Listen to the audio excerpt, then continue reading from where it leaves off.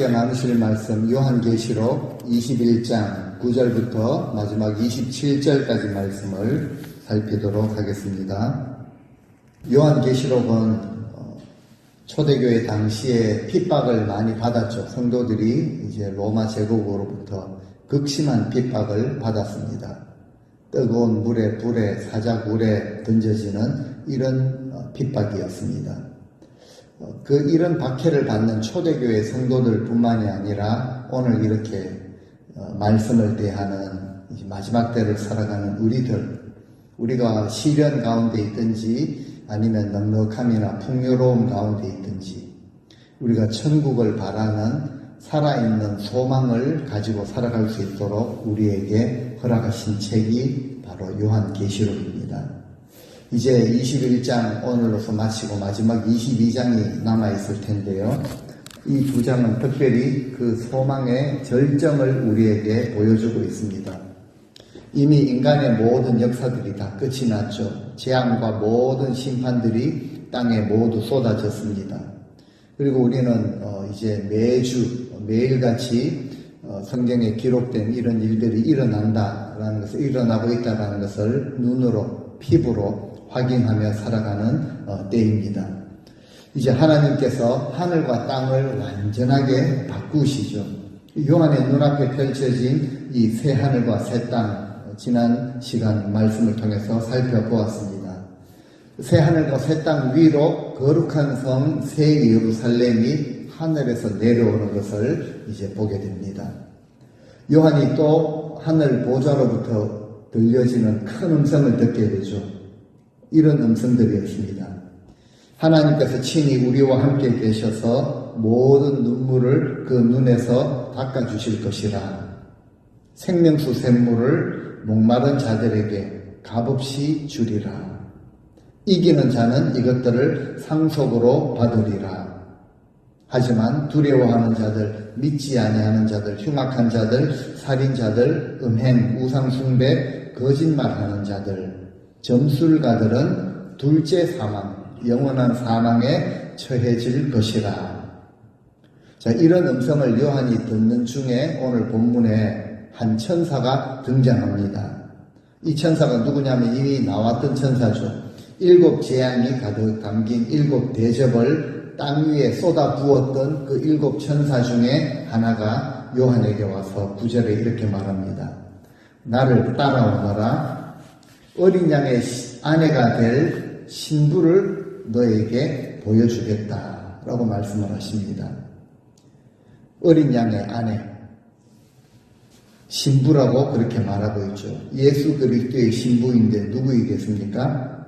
바로 세마포 옷을 주님께 얻어 입은 자들입니다. 이미 생명수 샘물을 값없이 얻어 마신 자들이죠. 믿는 자들이었습니다. 근데 요한의 눈앞에 나타난 것은 바로 이제 10절 말씀을 보면은 거룩한 성 새 예루살렘이 요한의 눈앞에 펼쳐졌습니다.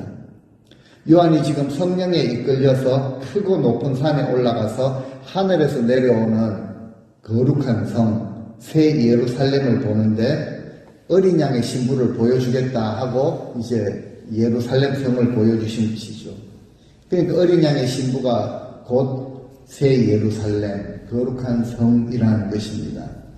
그래서 오늘 이 본문에는 그 성에 대해서 구체적으로 묘사하고 있는데 가장 참 큰 특징이 뭔가 하면은 밝음입니다. 밝음. 그렇죠. 우리가 지금 살아가고 있는 세상은 어찌나 이렇게 어두운지 모릅니다. 어둡지 않은 구석이 한 군데도 없는 것 같습니다. 정치나 경제나 문화나 교육이나 모든 부분이 전부 불투명하고 부정하고 어둡다라는 것이죠. 천국의 특징은 밝다라는 것이 사실입니다. 거룩한 성이기 때문에 그 성이 하나님의 영광으로 빛나고 있습니다. 11절 말씀을 보시면 그 성이 하나님의 영광에 휩싸여서 이제 각종 그 보석처럼 빛이 났다. 또한 벽옥, 영어로 제스퍼인데요. 그리고 수정, 크리스탈처럼 맑고 투명한 정말 밝은 그 천국이 요한의 눈앞에 등장을 한 것입니다. 하나님의 영광을 품은 어린 양의 신부, 이 예루살렘 성은요, 보석처럼 우리가 다 참 귀하게 생각하고 좋아하는 것 아닙니까? 보석처럼 그 영광이 드러납니다. 그 영광이 얼마나 밝은지 표현할 길이 없어서 그저 우리가 예를 들 수 있는 각종 그 보석으로 희귀한 그 보석들로 영광을 그냥 묘사할 정도입니다. 12절에 보니까 그 성에 크고 높은 성벽이 있죠. 거기에 대문이 12개가 있습니다. 그리고 각 대문들을 12천사가 지키고 있고 그 대문들 위에는 이스라엘의 12지파, 야곱의 12아들의 이름이 거기에 하나씩 적혀 있습니다. 르우벤, 시몬, 레위, 유다로부터 요셉, 베냐민에 이르기까지 그 지파들의 이름이 하나씩 적혀져 있습니다. 12대문은요, 동쪽에 셋, 동서남북에 각각 3개씩 13절 말씀에 그렇게 이제 12대문이 위치하고 있었다라고 기록을 하고 있습니다. 14절 말씀을 보시면요, 그 성의 크고 높은 성벽, 그 성벽이죠, 성곽. 성곽은 12개의 기초석, 주춧돌이라고 할 수 있습니다. 그 기초석 위에 성벽이 세워져 있는데 그 기초석에는 어린 양의 12사도의 이름이 하나씩 적혀 있다는 것이죠. 12대문에 기록된 12지파의 이름과 더불어 12사도의 이름, 이것은 바로 신구약의 성도들, 구원받은 모든 성도들을 상징하는 것이죠. 그러니까 예수 그리스도의 신부, 우리 성도들이 살게 될 그 새 예루살렘에 대해서 구체적으로 이름이 하나하나 기록이 된 그 성이다라는 것을 우리에게 보여줍니다. 15절 말씀에 요한에게 말을 하던 그 천사는요, 이제 그 예루살렘 성 그리고 문들과 그 성벽을 측량하려고 어떤 금 갈대자를 가지고 있죠. 금으로 만든 잣대를 손에 들고 있습니다. 이제 성을 측량을 해보게 되죠. 결과가 어떻습니까? 16절 말씀을 보시면 성이 네모 반듯합니다. 그리고 정육면체를 이루고 있죠. 주사위 모양입니다. 그리고 천사가 손에 들고 있는 금 잣대로 성을 재어보는데요, 길이, 너비, 그러니까 가로, 세로, 그리고 그 높이가 모두 똑같습니다. 얼마죠? 그 한 길이가 12,000 스타디온이라고 되어 있습니다. 예전 성경에는 장광고라고 되어 있습니다. 영어도 미국에서도 보면은 WDH라고 하고 있죠.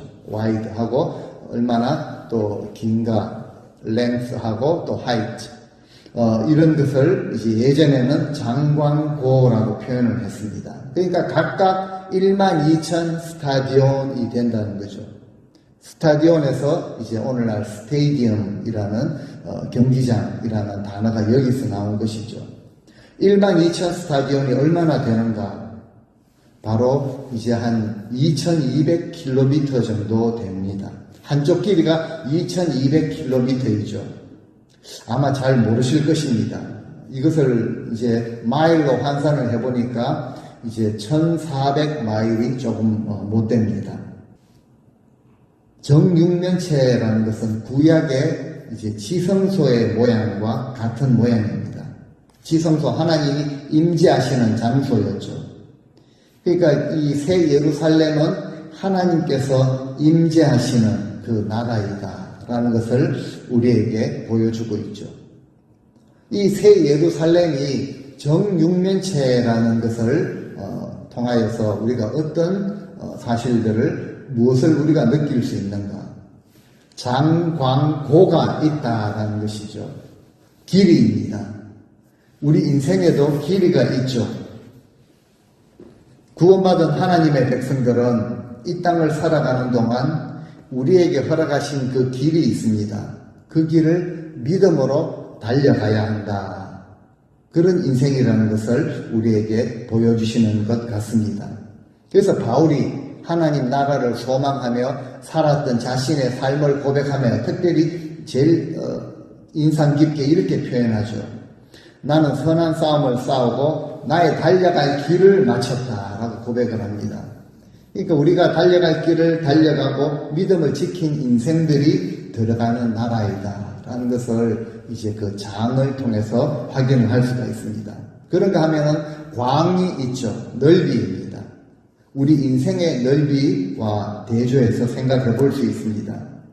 구원받은 하나님의 백성들은 이 땅의 삶을 볼 때 우리에게 허락하신 것으로 나누며 섬기며 베풀며 살아야 하는 인생인 것을 우리에게 보여주십니다. 세상 사람들은 인생의 그 크기와 넓이를 얼마나 많이 가졌느냐, 얼마나 잘 누리고 있느냐 이것으로 평가를 하죠. 하지만 하나님은 그렇게 평가하지를 않으십니다. 양과 염소의 비유에서 분명하게 말씀하신 것처럼 나그네 된 자를 접대하고 헐벗고 굶주린 자를 먹이고 입히고 병들었을 때 돌보며 목마를 때 마시게 한 그런 자들이 들어가는 나라이다 라는 것을 그 넓이, 광을 통해서 다시 한번 생각해 볼 수 있습니다. 고는 무엇일까요? 인생의 높이가 있다는 것이죠. 구원받은 하나님의 백성들은 삶의 방식이 세상과는 다릅니다. 정반대라고 볼 수 있죠. 주님이 요구하시는 삶의 방식이 그랬습니다.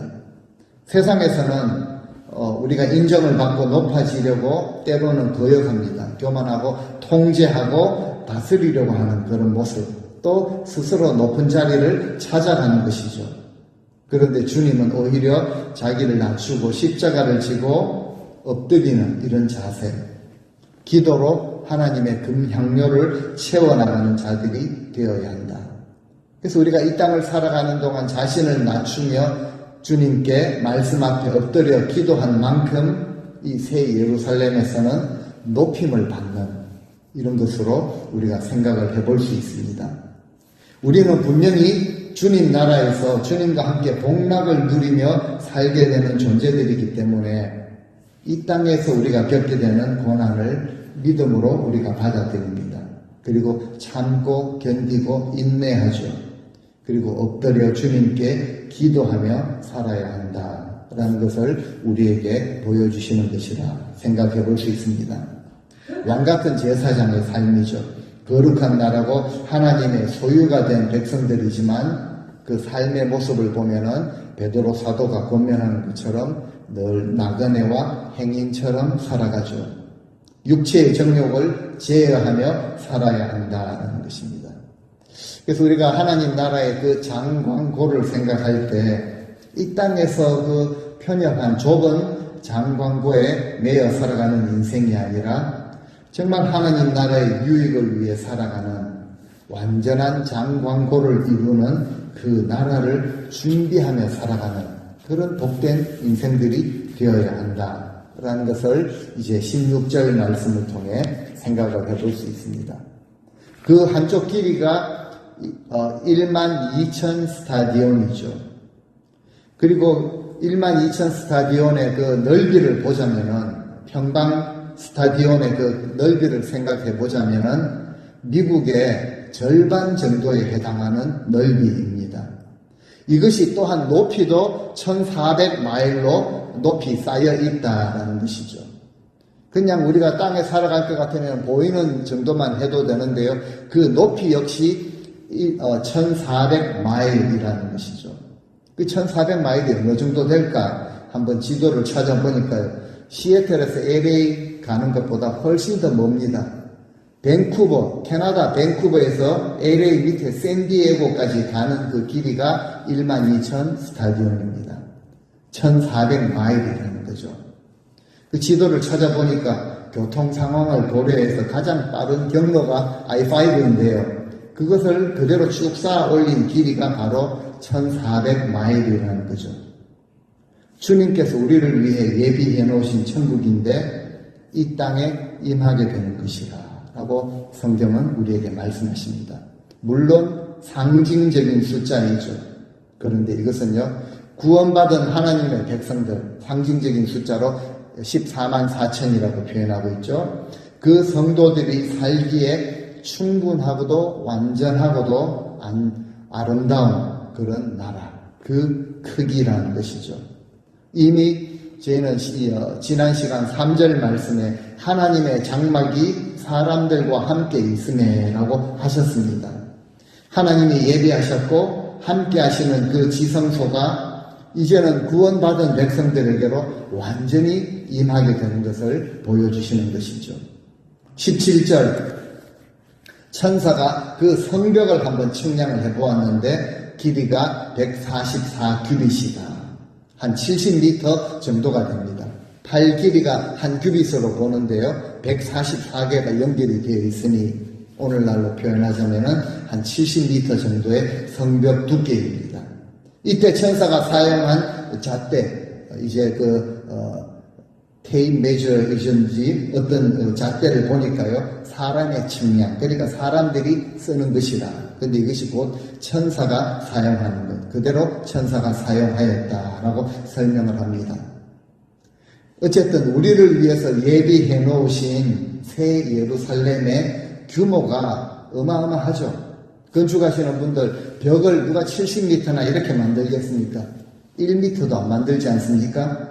하나님이 우리를 위해 예비해 놓으신 새 예루살렘의 규모가 이처럼 어마어마한데요.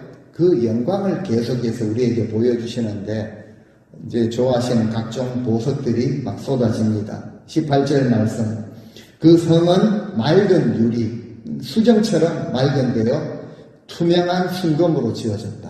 금이 얼마나 정결하면은 투명한 그런 정금이라 맑은 유리 같다라고 이렇게 표현을 하겠습니까? 성벽은 모두 벽옥으로 쌓아 올렸습니다. 제스퍼라는 그런 보석으로 성벽을 쌓아 올렸고 19절 말씀 기초석을 이제 설명을 하시죠. 기초석 12개의 기초석이 각각 보석으로 꾸며져 있는데요. 첫째가 벽옥입니다. 그리고 남보석, 옥수, 녹보석이죠. 그리고 계속해서 하나씩 설명을 하시는데 이제 사파이어, 에메랄드에 이어서 20절에 보면은 홍마노, 그리고 이 타코마에 있는 분들이 좋아하시는 홍보석도 있죠. 그리고 황옥, 노곡, 그리고 토페즈라고 불리는 담황옥, 비치옥이 있고요. 청옥, 자수정까지 있습니다. 모든 기초석들이 보석으로 꾸며져 있다는 거죠. 아마 당시에는 이 다이아몬드가 널리 알려지기 전이라 다이아몬드라는 그런 표현은 없는 것 같습니다. 21절에 보니까요, 그 대신에 그 12문은 각각 하나의 커다란 진주로 만들어졌다라고 되어 있죠. 그리고 그 도성의 길은 유리같이 맑고 투명한 순금으로 되어 있다라는 거죠. 순금, 죄송합니다. 이 땅의 것을 이제 들어서 표현하려고 하니까 여러 가지를 좀 대조해서 말씀을 드리게 되는데요. 24K 골드가 아니겠습니까? 근데 24K 골드를 보면 99.9999라고 되어 있습니다. 근데 오늘 본문의 순금은 그냥 100%이죠. 어쨌든 굉장히 영광스러운 그런 나라입니다. 그래서 제가 어릴 때 주일학교 다니면서 천국에 대해서 생각을 할 때 아마 이 이미지로, 그리고 주일학교 때 보여준 그 그림의 이미지가 뭐 보석으로 빛나는 그런 이제 천국의 이미지를 보았기 때문에 저는 천국이 각종 보석이 반짝반짝 빨간색, 파란색, 노란색 보석이 빛나는 그런 나라로 생각을 했습니다. 근데 이것을 나중에 크면서 가만히 생각을 해보니까 천국에 대해서 생각을 좀 많이 해보게 되었거든요. 상징이라는 것이죠. 정말 이사야서가 우리에게 설명하는 것처럼 어린 양이 사자들과 함께 뒹굴고 아이들이 독사굴에 손을 넣고 장난쳐도 물지 않는 그 평화로운 나라, 이 땅 가운데 임하는. 그래서 저는 어릴 때 흰 옷을 입고 다리도 보이지 않고 날아다니는 것을 생각을 했는데요. 우리 지금 보는 이 육체가 온전하게 회복이 되어서 이 땅에 내려오는 새 예루살렘에서 정말 주님의 평강과 영원토록 주님을 찬양하며 예배하며 살아가는 그 나라, 그 나라의 아름다움을 오늘 이렇게 여러 가지 보석으로 상징적으로 표현을 한 것이다 라고 볼 수 있습니다. 뭐 해석은 다 다르게 할 수 있겠지만요, 저는 그렇게 느낍니다. 어쨌든 가장 중요한 사실은요, 22절입니다. 우리 다 같이 한번 읽어보시겠습니다. 같이 읽습니다. 성 안에서 곧 전능하신 이와 어린 양이 그 성전이시니라. 한 가지 가장 중요한 특이한 점이 뭔가 하면은 성 안에서 요한이 성전을 찾아보지 못하였다. 하늘에서 내려온 새 예루살렘 성도들의 그 터전인데요. 거기에서 성전을 찾아볼 수 없다는 거죠. 그 당시에 유대인들에게 있어서 성전은 신앙의 중심이었고 가장 중요한 것이었습니다. 그래서 예수님께서 이 성전을 다 무너지리라 라고 했을 때 도저히 용납이 되지 않았던 것이죠. 그런데 새 예루살렘에 보니까 성전이 없습니다. 왜 요한이 이렇게 말할까요? 하나님께서 함께 계시는 곳이고 그리고 우리가 천상에서 영원히 예배하는 삶을 살아가는 그런 존재들인데 당연히 있어야 할 것이라고 생각을 했던 것이죠. 근데 보니까 새 예루살렘 안에는 성전이 보이지 않아서 굉장히 이상하게 여겨졌던 것 같습니다. 그리고 이제 요한이 그 성전을 보지 못한 이유까지 설명을 하죠. 그 이유가 무엇이었습니까? 주 하나님 전능하신 이와 어린 양이 성전이 되신다 라고 말씀을 하십니다. 그러니까 하나님이 성전 자체가 되신다라는 거죠. 그래서 우리는 주 하나님 어린 양이신 예수 그리스도를 영원토록 예배하는 존재가 된 것입니다. 이것은요 나중에 우리가 천국 가서 그때 나는 확실히 믿으니까 구원받고 천국 가서 그때 영원히 천상에서 하나님을 예배할 것이라 그때만 있는 일이 아니라 지금도 이미 천국이 우리 가운데 임하였다라고 주님께서 말씀하셨습니다. 지금도 우리는 이 천상의 예배를 꿈꾸며 이 땅에서 예배의 삶을 살아가야 하는 것이죠. 그래서 원래 표를 이제 예배를 회복하게 하소서라고 정하였습니다. 그래서 우리는 하나님을 영과 진리로 예배하는 그 시대를 우리가 지금 살아가고 있죠.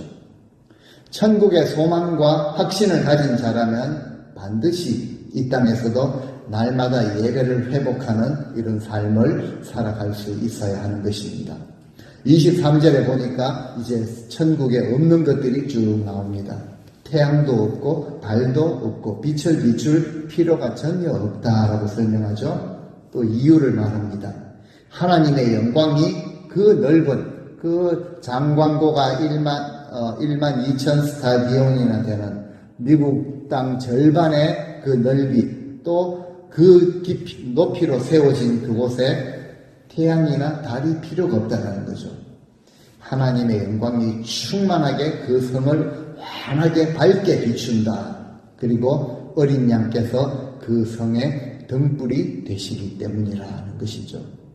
그 새 예루살렘은 하나님과 우리 주 예수 그리스도의 영광으로 가득해서 세상적인 어떤 부족한 결핍이 하나도 없습니다. 심지어 달과 별도 해가 태양이 필요 없다라고 말하죠. 하나님의 임재의 결과로 찬란한 영광이 충만하게 비추기 때문입니다. 그래서 요한복음 서두에도 예수님이 나는 세상의 빛이라 라고 하신 말씀이 맞는 것이죠.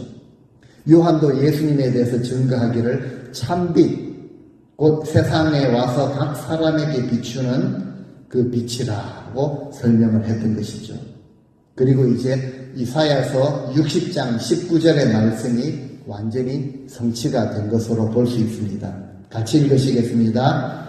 다시는 낮의 해가 내 빛이 되지 아니하며 달도 네게 빛을 비추지 않을 것이요 오직 여호와가 네게 영원한 빛이 되며 내 하나님이 내 영광이 되리니.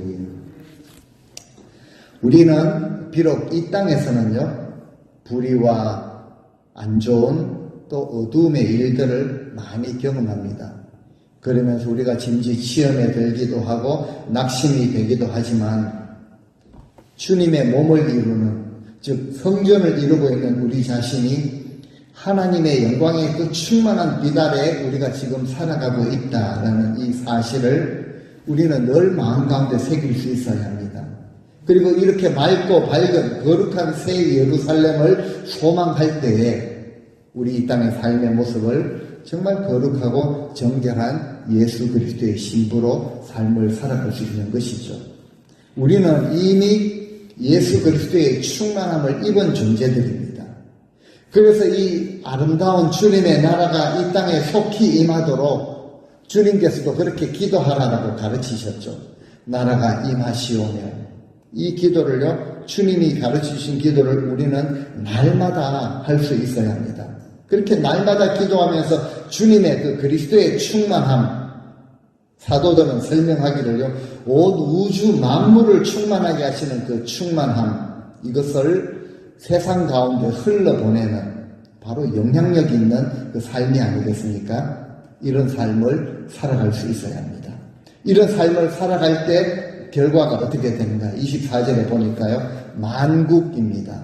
모든 나라와 민족들이 그 밝은 빛 가운데로 다니게 될 것이고, 왕들은, 땅의 왕들은 각자 자기들의 영광을 간직한 채 그 도성으로 들어올 것이다 라고 설명합니다.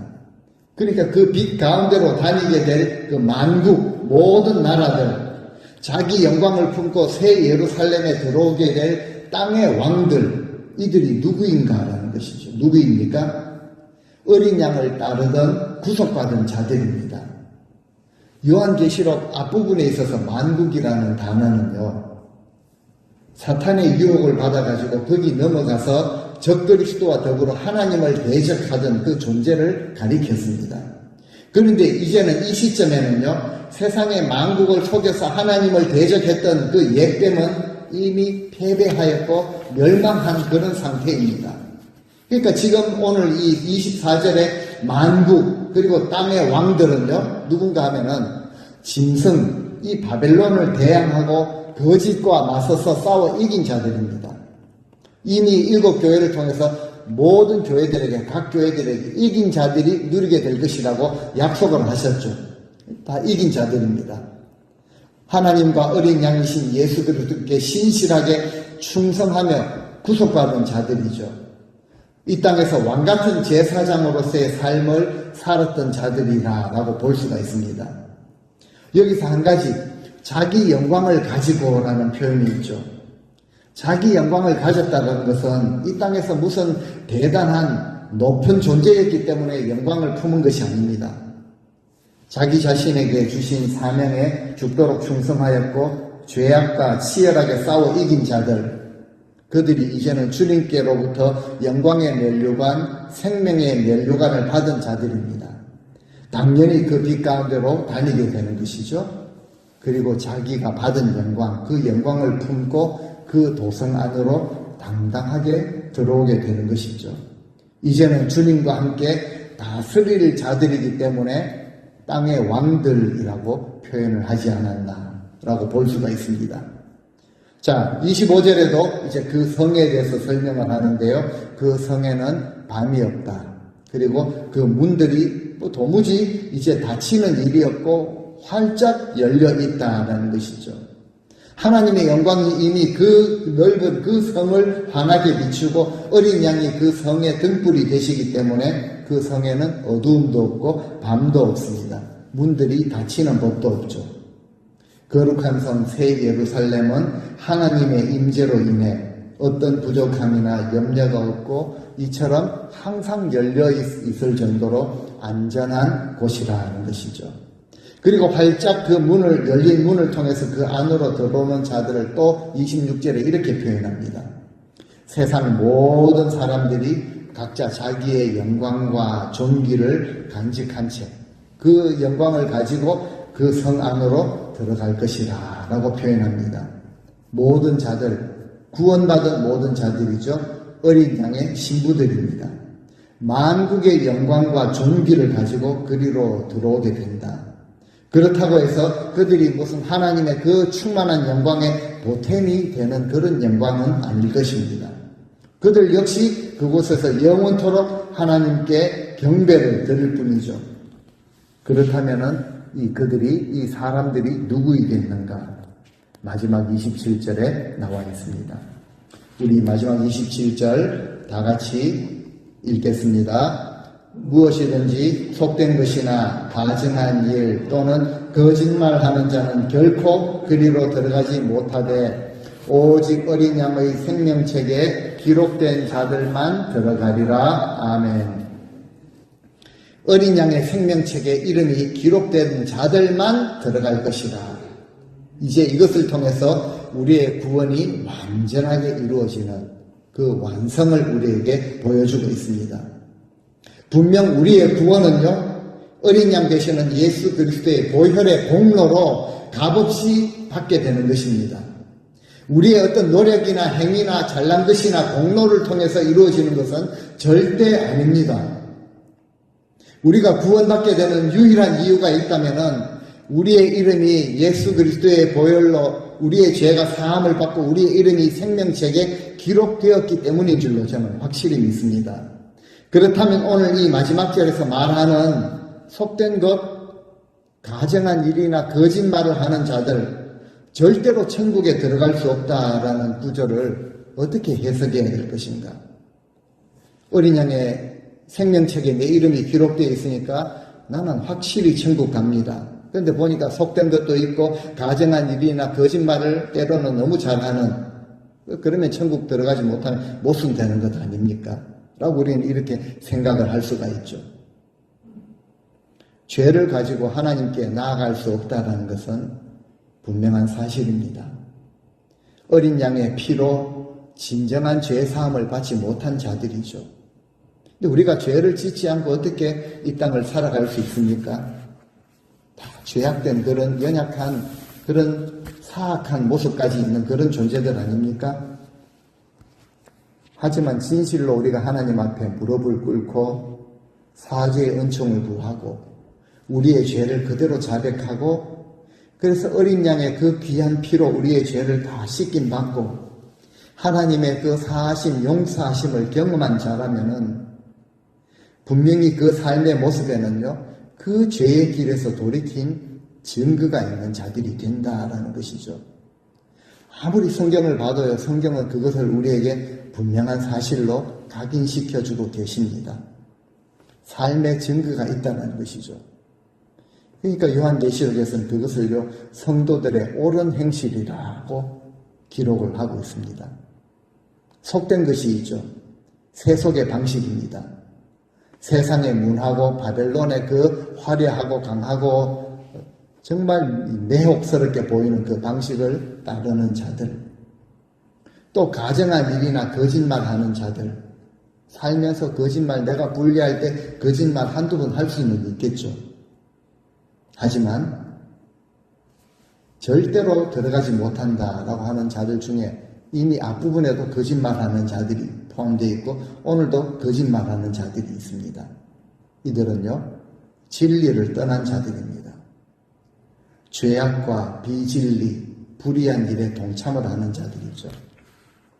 진리를 아주 가치 없게 여기는 자들입니다. 진리를 버리고 진리가 밥 먹여주냐라는 빌라도가 가지고 있는 사상을 가지고 살아가는 자들. 거짓말을 밥 먹듯이 하죠. 거짓과 분열과 불의한 일들을 조장하는 자들입니다. 그렇죠. 어린 양의 피로 죄사함을, 정말 진정한 죄사함을 경험하지 못했으니까 불의한 일에 쉽게 동참을 하고 거짓말도 밥 먹듯이 하고 분열을 잘 일으키죠.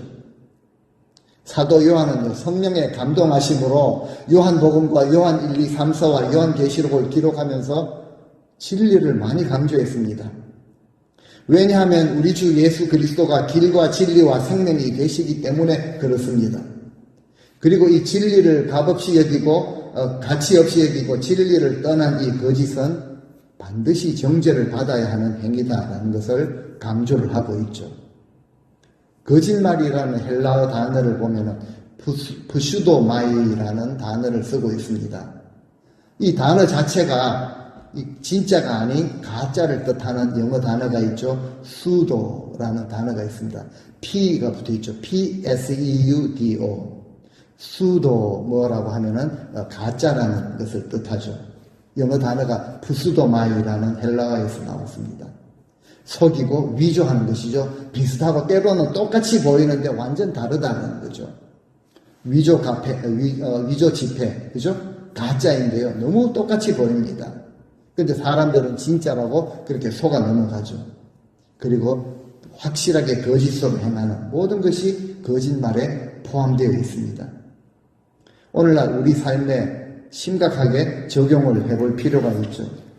대놓고 속이거나 비슷한데 아닌 것을 가지고 맞다고 우기거나 옳은 일임에도 불구하고 내로남불식으로 부정하거나 방해하거나 나 몰라라 하는 것. 이런 모든 것들이 가증한 일 아닙니까? 속된 삶의 방식 아닙니까? 세상적인 방식이죠? 거짓말하는 자라고 할 수가 있습니다. 그래서 오늘 이 마지막 이 구절을 보시면서 우리는 세상의 이 거짓과 비진리는 정말 조심하셔야 합니다. 세속적인 것들과 가증한 것들과 거짓말하는 자들은 절대로 그 도성 안으로 들어갈 수 없다라는 이 말씀을 가볍게 여기시면 안 된다는 거죠. 오직 어린 양의 생명책에 그 이름이 기록되어 있는 자들만 그 거룩한 도성으로 들어갈 수 있다라고 못 박아서 말씀하고 계십니다.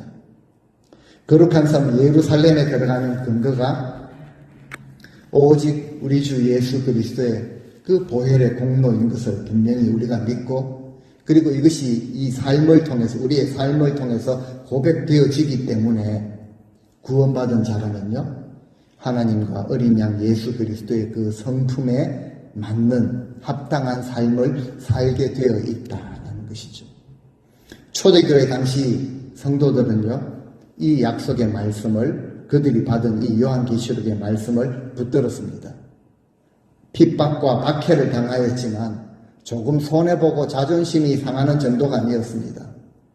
사자굴에 던져지고 끓는 물에 던져지는 핍박과 이런 정도의 박해를 당하였지만 그들은요, 자신들의 이름이 어린 양의 생명책에 기록이 된 자들이다. 우리는 그 영광스러운 새 예루살렘에 들어가게 되는 자들이다 라는 것을 실제로 깨달았고, 그리고 끝까지 믿음을 붙들고 지켰던 자들이었습니다.